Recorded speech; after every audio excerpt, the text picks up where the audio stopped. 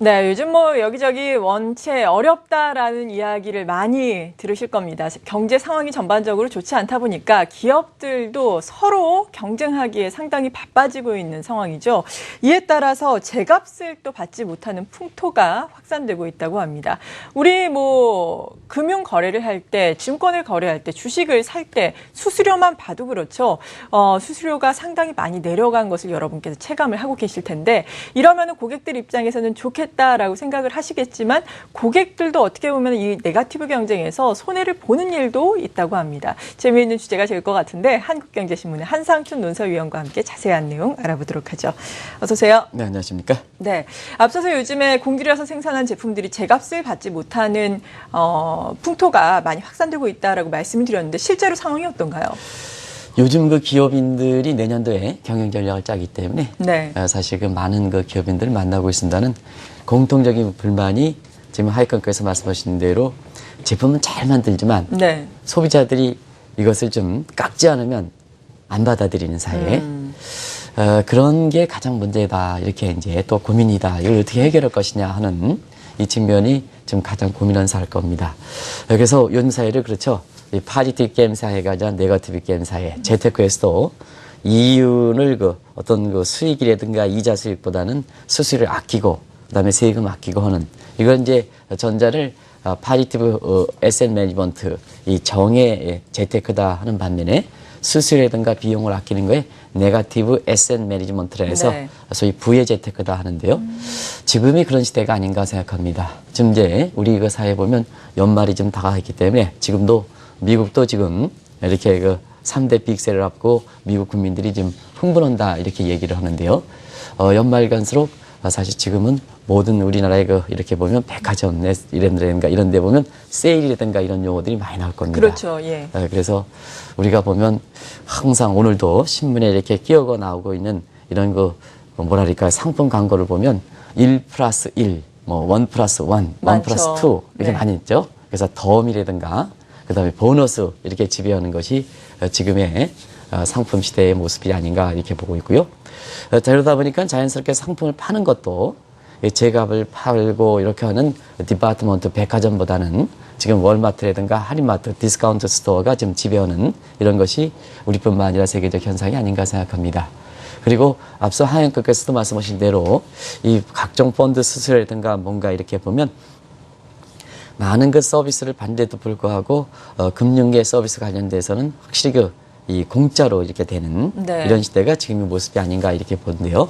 한 가지 말씀드리면 이렇게 공짜다 보니까 결과적으로 좋은 제품은 제값을 받고 좋은 금융 서비스는 제값을 받아야 되는데 너무 이제 경쟁적으로 보면 1+1, 1+2 이렇게 사이다 보니까 결국은 받긴 받지만 그 제품에 대해서 이렇게 그 신뢰하지 못하는 또 가격에 대해서 신뢰하지 못하는 가격 질서가 굉장히 흐트러지는 그리고 제품의 질과 가격과는 상당히 격차가 있는 그래서 좋긴 좋지만 물건이 이렇게 좋은 제품일수록 세일이 50%, 70% 나오면 저게 제대로 된 제품인가 다른 한편에서 패션을 그리는 네. 이런 사회가 지금 사회가 아닌가 이렇게 보고 있습니다. 네, 그렇다면 이런 사회가 도래한 이유가 또 있을 텐데요. 어디에서 찾고 계세요? 역시 그 시장이 이제 어떤 지이냐 문제, 네. 그리고 툴의 문제, 그리고 정책적인 요인, 이게 이제 가세돼서 그런 게 아닌가 생각하는데요.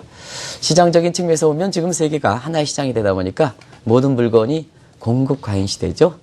그래서 이제 공급 과잉 시대는 일시적인 공급 과잉이 아니고 세큘러 오버 서프라이다 이런 표현을 쓰는데요. 미국에서는 이게 구조적인 공급 사회다. 그러면 구조적인 공급 과잉 사회에서 보면 일부 이 물건을 좀 팔아야 되니까 최종 상품의 가격 파괴, 가격 인하를 통해서 사실상 이런 현상이 지금 같은 이런 그 세일 사회, 공짜 사회를 만드는 것이 아닌가 이렇게 보고 있고요. 네. 툴도 쉬워졌죠. 툴도 왜냐하면 지금은 여러 가지 소셜 네트워크라든가 뭔가에서 직구 체제라든가 이런 체제에서 사실상 공짜 사회를 전개시킬 만한 툴이 지금 변하고 되어 있는 상태에서 툴의 변화에 있어서는 이 세계가 이 툴의 변화를 위해서 경쟁이 촉진되는 사회에 세계를 좀 지금 한국 시장뿐만 아니라 세계 시장을 하나의 레벨 플레이닝 필드, 평평한 활동을 쓰는 플레이닝 필드를 만들어 놨으니까 네. 좀 올려놓으라. 어떻게 해서 팔 것이냐 하는 측면에서는 세계가 이게 시장이 넓다 보니까 자연스럽게 이렇게 기업들이 제품의 가격 파괴로 가는 것이 아닌가 이렇게 보고 있고요. 또 한 가지 정책적인 측면에서는 지금 무슨 수단을 쓸 때도 경기가 회복되지 않고 있지 않습니까? 그렇죠. 그래서 최근 한 그 경제부총리께서도 지난번에 경기가 이렇게 너무 어려워지다 보니까 경기를 부양시킬 수 있는 수단은 모든 수단 가져와라. 뭐 이렇게 얘기를 하셨다 그래요. 네. 그런 과정에 사실 우리나라도 블랙 프라이데이인가요? 이걸 뭐 첫 차례, 두 차례 걸쳐서 이렇게 그렇죠. 했다 이렇게 예. 하는데요. 정책적으로 보면 뭐 이 표현은 그 최 부총리께서 굉장히 좀 싫어하시겠지만 어떤 경기 부양의 애틋한 마음이라든가 좋은 측면에서는 아니면 경기 부양의 조급한 마음에서 이렇게 정책적으로 보면 우리뿐만 아니라 다른 국가들도 이렇게 여러 가지 바겐셀형 경기 부양식 이런 쪽에 이 표현이 적당할지 모르겠지만 정책적으로 보면 그런 쪽에 비용을 제대로 들여 해서 경기 부양 대책을 해야 되는데 네. 비용을 제대로 들이지 않고 경기 부양하는 이런 모습이 겹치다 보니까 지금 같은 사회적으로 소위 빅셀 시대, 공짜 시대를 연출하는 것이 아닌가 이렇게 보고 있습니다. 네. 물론 세계 각국에서 이러한 현상이 나타나고 있지만 특히나 우리나라가 상당히 심하다라고 들었는데 이것 또한 특별한 이유가 있을 텐데요. 어떤 것들이 있을까요? 국민성 얘기하는 사람이 있습니다. 우리나라 네. 사람들이 뭐 공짜를 특별히 좋아한다 네. 뭐 이렇게 얘기하고 어떤 사회학자라든가 인류학자가 그렇게 얘기하는 분이 있습니다는 저는 그쪽에 전적으로 동조하지는 않습니다. 네. 또 잘 모르고요. 저는 뭐 잘 모릅니다. 그쪽 분야에서는 뭐 잘 모르기 때문에 아는 체 하지는 않겠습니다. 근데 우리나라 같은 경우는 이제 비교해서 좀 말씀드리겠습니다. 네. 저 같은 경우는 이제 미국과 이제 한국과 다른 그 56개월 돌아다니는 입장에서 좀 우리나라에서 보면 특별히 이렇게 세일이 이렇게 상시화되는 공짜 사회를 빨리 만드는 이런 측면이 뭐가 있을까 하는 측면에서 보면 우리 국민성을 이렇게 보다는 역시 기업들 상품을 파는 이런 그 백화점이라든가 이런 데에서 네. 사실 이런 것을 좀 빨리 만들어내는 것이 아닌가 생각하는데요. 우리나라 보면 뭐 한국께서는 뭐 백화점 뭐 이렇게 해서 2만원세, 3만원세 가실 거를 생각하는데요. 한국의 백화점 보면 연중 세일이죠. 세일 안 할 때 사는 게 좀 이상할 정도죠. 그렇습니다. 약간. 그래서 예. 뭐 신년 세일이다, 뭐 학생 세일이다, 학교 입학 네. 들어가면 입학 세일이다, 무엇에 해서 가진 명목으로 해서 그렇죠. 1년 동안 세일하죠. 네. 근데 이제 미국 사이트를 보면 미국은 지금 왜 오늘 이 방송을 하냐면 미국에서 이 얘기가 좀 공짜 역설이 좀 많이 나오기 때문에 그렇습니다. 네. 왜냐하면 공짜 역설을 잘 이용해야 되는데 공짜 역설을 이용하다 보면 경제적으로 LN이 굉장히 혼란스럽게 다한다는 얘기 나중에 말씀드리겠습니다는 네. 지금 미국에서 이 공짜 역설이 많이 나오는 이유는 뭐냐 하면 자 한국께서 미국에 딱 가보면 이 11월부터는 미국 국민들이 흥분합니다. 세일이죠. 예. 그렇습니다. 아주 빅세일이 3대 네. 빅세일이 있죠. 하나는 뭐 26일부터 시작하는 땡스기빙 데이 이거 하고요. 거기서 물건을 못 팔아오면 블랙 프라이 세일이 있고 네. 그리고 크리스마스 세일 이렇게 해서 미국 국민들은 이것을 위해서 오로지 생활한다 이런 정도 할 정도로 저도 뭐 이렇게 땡스기빙 데이 세일 때 어쩌다 미국에 들어가서 기다리는 이틀 정도 기다리는 사람도 있고요. 네. 왜냐면 선착순일수록 굉장히 세일 규모가 크니까. 그렇죠. 일생이야. 그래서 저도 하루는 이렇게 한번 지켜봤었는데요. 가보셨어요? 예. 근데 그게 서로가 축제 비슷하게 오기 때문에 그것이 기다리는 게 그렇게 네. 이렇게 지루하지는 않더라고요. 그래서 이제 이런 사회가 되고 그런 측면에서 보면 우리나라의 그 백화점이라든가 이런 측면에서 이런 것을 좀 조장하는 측면이 있지 않겠느냐 네. 하는 측면이 있고 두 번째는 앞서 말씀드린 것 같이 우리가 인터넷이라든가 모바일에 있어서는 세계에서 최고 수준 아니겠습니까? 그렇죠. 그런 툴에 있어서는 세일을 가져가기 위해서 상품의 공짜를 만들어가기는 툴 변화에 있어서는 우리 국민들이 가장 인터넷이라든가 모바일에 변하다 보니까 그런 측면이 아닌가 이렇게 생각하고요. 또 한 가지는 금증사벌로 제살 것 깎여 먹기가 아닌가 생각합니다. 우리 같은 경우에는 이렇게 이렇게 공부를 많이 하고 모으고 전문적인 경험을 토대해서 자산 관리라든가 이런 거 하는데요. 예. 일부 증권사라든가 이런 데서 나름대로 생존을 위한 경쟁 때문에 사실 여러 가지 고급적인 자산 관리라든가 이런 측면의 서비스를 공짜로 주는 시대, 이런 시대가 겹쳐서 이런 것을 만들어내는 사역이 아닌가 생각하는데요. 한 가지 앞서 이제 모두에서 이 펀드 수수료라든가 이런 것 좀 이렇게 네. 낮아지지 않습니까? 예. 그걸 가지고 좀 말씀드리면 스위스의 최대 은행 UBS 같은 경우에는 자산 서비스의 수수료 가지고 한 7조 원 정도 이렇게 버는 거로 나타나고 있거든요. 네. 그럼 이런 측면에서 한국의 국내 증권사를 비롯해서 금융사들은 자산 관리의 자문 수수료 가지고 얼마큼 벌까 하는 측면은 시청자를 맡기겠습니다. 이런 것이 이제 겹쳐서 우리 국민들이 문제보다는 결과적으로 툴의 변화가 한편이 있을 거고 백화점 같은 데에 이런 데 부분이 있을 거고 그다음에 금융사분들이 스스로 제가세를 까보는 이런 네. 것이 지금 한국이 특별히 사실 공짜라든가 이런 데서 사회를 많이 만들어내는 국면이 있는 게 아닌가 생각합니다. 그리고 일부 사람이 네. 이 백화점에 이렇게 쇼핑을 하면 덤을 안 받으면 이 쇼핑 게임에서 내가 진 것처럼 이렇게 생각하는 양상. 네. 그리고 그러다 보니까 뭐냐면 충동구매라든가 이런 게 많이 있을 수가 있겠죠. 그럴 수 있죠. 그런 측면이 이제 사실상 일부 그런 그 국민의 성향 이런 것이 반영돼서 한국이 특별히 공짜의 시대가 이렇게 빨리 온다, 뭐 확산된다 이런 쪽의 지적도 있는 것 같습니다. 네. 이 분야는 이제 사실 전문가가 아니기 때문에 그냥 신문에 나온 거 가지고 또 일부 전문가가 지적하는 사람, 관련 분야의 전문가가 지적하는 사람 가지고 이렇게 말씀드린다 하는 걸 이렇게 솔직히 밝히겠습니다. 네, 문제는 정말 이런 부분이 소비자들에게 혜택으로만 돌아가면 문제가 없을 텐데 사실 뭐 좋은 제품을 싸게 산다거나 좋은 서비스를 공짜로 받는다는 건 무척 좋은 일이죠. 하지만 기업의 입장에서는 물론 제사를 깎아먹으면서 이렇게 할 수도 있지만 또 항상 이유는 봐야 되잖아요. 네, 그렇습니다. 그러니까 문제는 뭐 저품질을 또 싸게 파는 거 그런 게 아닐까 싶어요. 예, 그렇습니다. 그게 이제 이번에 블랙 프라이데이에 아주 단적으로 나타났죠. 그래서 오늘 블랙 프라이데이 정부의 시장에 맞춰서 20% 하는데 이게 안 나가니까 네. 똑같은 제품 가지고 다시 한 번 할 때 50%, 70% 빅세일하면 그걸 어떻게 받아들일 것이냐 하는 그렇죠. 이 측면이죠. 지금 이제 문제를 바로 지적하셨다 이렇게 생각됩니다. 결과적으로 공짜가 단순히 나쁜 것은 아니다. 네. 왜냐하면 제품이 품질이 좋고 저가가 될 때는 그게 공짜 세일이 될 때는 그 혜택은 소비자로 들어가는 거 아니겠습니까? 그렇죠, 예. 그런 사회가 되면 오죽이나 좋겠냐 하는 얘기입니다. 그리고 그런 과정에서 기업이라는 건 손해를 보고 파는 사람들은 아니기 때문에 왜냐하면 기업의 본질은 profit maximization, 이윤의 극대화 아니겠습니까? 네. 그래서 서로가 맞아떨어지면 기업도 이윤을 극대화하고 소비자들도 고품질면서 저가를 이렇게 되면 사실상 얼만큼 공급자도 혜택이 되고 수요자도 혜택이 되니까 얼만큼 좋이고 그것이 경제에서 보면 국민의 후생을 증대시키는 가장 본질적인 목적도 달성된다 이렇게 볼 수 있는데요. 네. 그러나 이렇게 공짜라든가 세일하는 과정에서 너무 확산되다 보니까 지금 우리 사회에서 보면 제품도 못 믿고 가격도 못 믿고 그러다 보니까 이것이 단순히 상품 시장뿐만 아니라 또 금융의 서비스 시장뿐만 아니라 다른데 국민들의 다른 쪽도 확산돼서 사회적으로 가치 혼란이라든가 이런 것을 하는 사회 병련상을 나오는 것이 아닌가 생각하는데요. 네. 그 대표적인 것이 뭐 각종 사고 많이 나죠. 지금 이제 사고 많이 나는 것도 그런 게 아닌가 하는 생각이 듭니다. 그래서 탄탄하게 가격과 물건의 질이라는 건 시스템이거든요. 시스템. 네. 제 물건 저렇게 만들어서 제 가격 받는 것도 그게 가장 중요한 시스템입니다. 그렇죠. 이 시스템이 무너지다 보니까 결과적으로 국민 입장에서는 상품 분야의 도덕적 해이가 발생한다는 얘기거든요. 도덕적 해이. 못 믿는 사회. 그러다 보니까 뭐냐.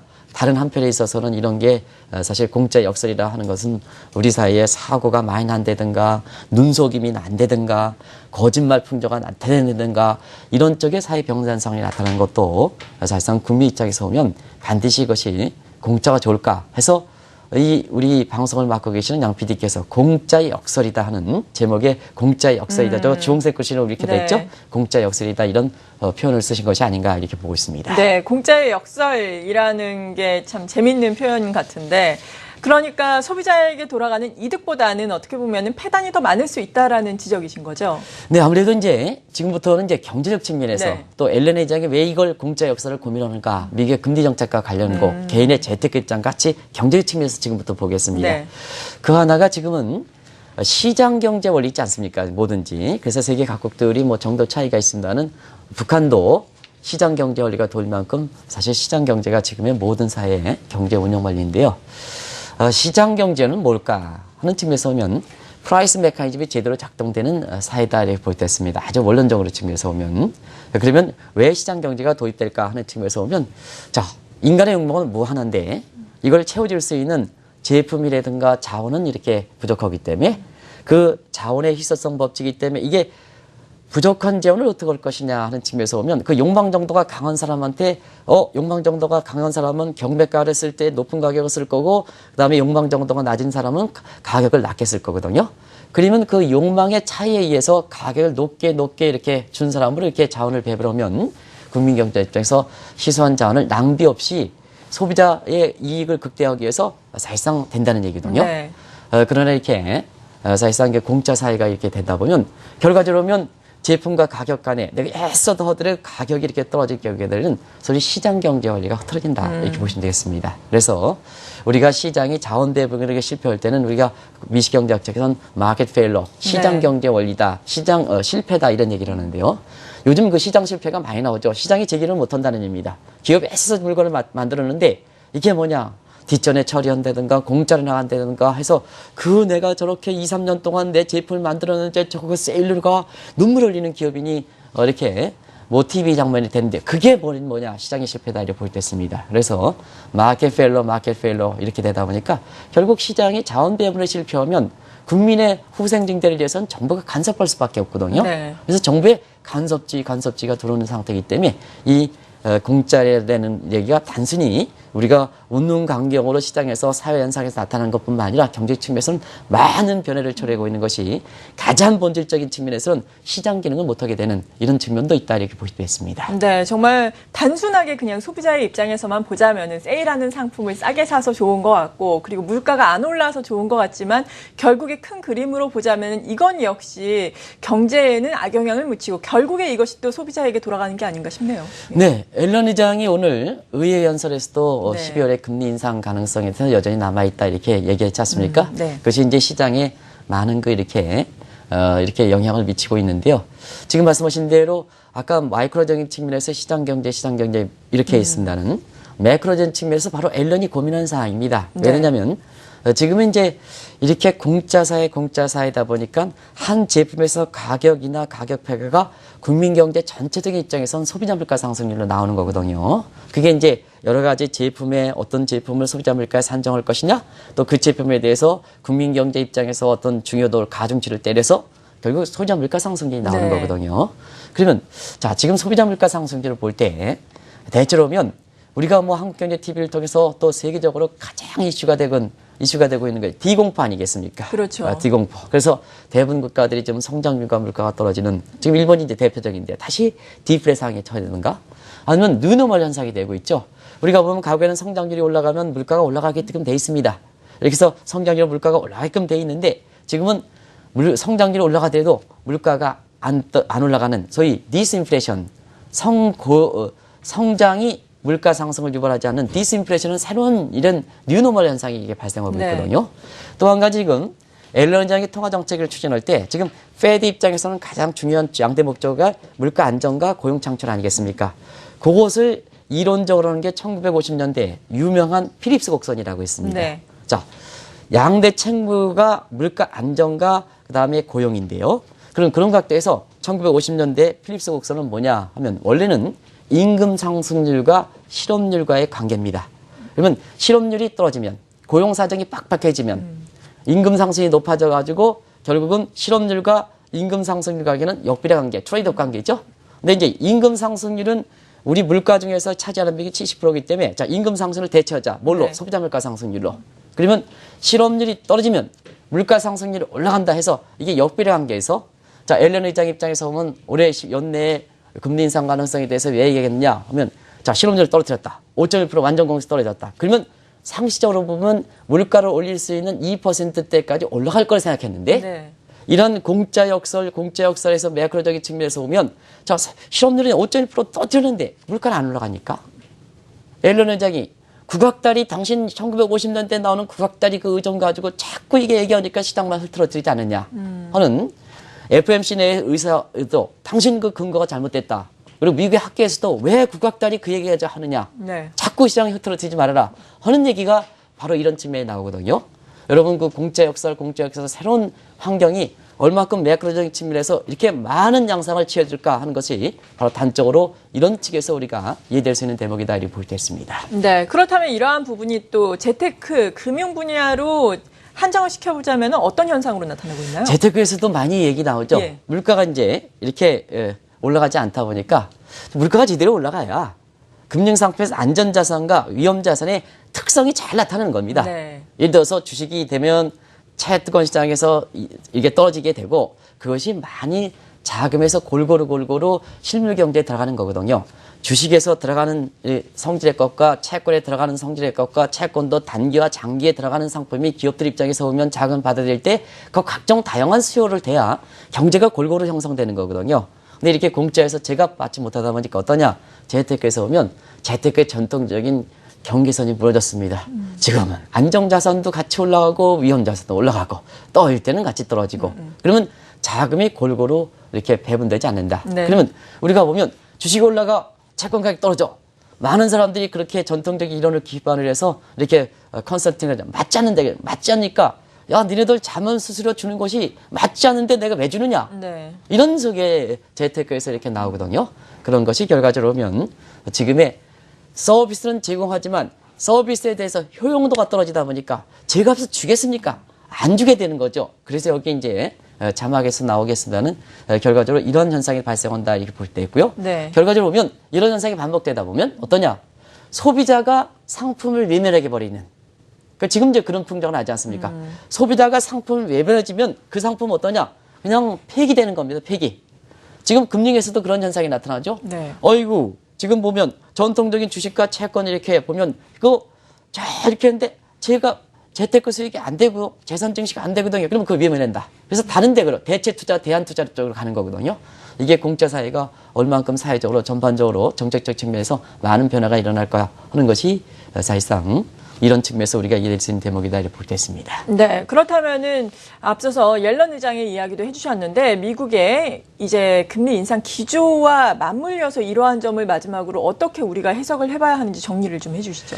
네, 결국 이것은 예. 뭐냐면 새로운 환경이기 때문에 우리가 보면 이런 거에서는 혼란을 이렇게 방지하기 위해서는 결국 정책 당국자라든가 네. 그다음에 시장에서 물건을 만들고 각종 서비스를 하는 기업이라든가 금융사라든가 그리고 이것을 이용하는 국민이라든가 소비자라든가 금융의 그 재테크 생활자 입장에서는 이런 환경 변화를 빨리 좀 인식할 필요가 있는 것이 아닌가 생각합니다. 네. 어떻게 생각합니까? 시청자 여러분도 시간이 가면 갈수록 이 공짜가 더 확산될 거로 봅니다. 왜냐하면 툴의 변화이기 때문에 그렇기 때문에 또 시장도 갈수록 넓어지기 때문에 우리가 지금을 프론티어 사회라고 하거든요. 프론티어 공간적 사회다 이렇게 하는데요. 과거에는 지리적으로 모두 해가지고 사실 미개척지가 많았습니다. 근데 지금은 뭐냐? 공간적 프론티어 사회라는 것은 자 지금은 뭐냐면 이 인터넷이라든가 툴에 의해서 변화해가지고요. 사실 가지 못했던 것도 다 가지게 되고 또 사실 그 상품 시장에서 보면 그동안 못 갈 수 있다, 물리적으로 한계가 됐다는 부분도 온라인을 통해서 다 확산되는 사회거든요. 네. 그러면 경쟁의 범위가 더 넓어진다. 시장의 범위가 더 넓어진다는 얘기거든요. 그러면 그런 상태에서 보면 사실 모든 면에서 새로운 뉴노멀, 종전의 이론이라든가 간섭이라든가 각종 차트에서 여러 가지 상품 시장이라든가 금융 시장에서 나타나는 그러한 그 현상과 새로운 얘기가 나온다는 얘기거든요. 그런 게 좀 빨리 적응할 필요가 있다. 지금 상태에서 어떤 대안을 제시하는 것보다는 지금은 과거의 이론과 과거의 관습과 과거의 차트 분석에 집착을 해서 아직도 거기서 벗어나지 못하는 환경에서 새로운 환경이 빨리 전개되다 보니까 그 과도기적인 당시에서 혼란이 발생하는 거거든요. 네. 그래서 인식 변화부터 중요하다. 지금 완전히 새로 간 사회다. 새로운 사회가 지금 정책적으로 세계적인 그런 그 미국의 금리 인상 문제를 결정하는 제넷 앨런조차도 비난을 받을 정도로 지금 혼란스럽다 하는 얘기거든요. 그래서 무엇보다도 오늘 정책 당국자라든가 그다음에 기업이라든가 금융사라든가 또 이것을 이용하는 국민이라든가 그리고 재테크 생활자에서는 이러한 새로운 환경이 도래된다 하는 그런 인식부터 변화될 필요가 있는 것이 아닌가 생각합니다. 대안은 시간이 가면 갈수록 오늘 시간이 되니까 대안은 시간이 가면 갈수록 대안을 제시해드리겠습니다. 네, 기대를 해보겠습니다. 한국경제신문의 한상춘 논설위원이었습니다. 감사합니다. 네, 고맙습니다.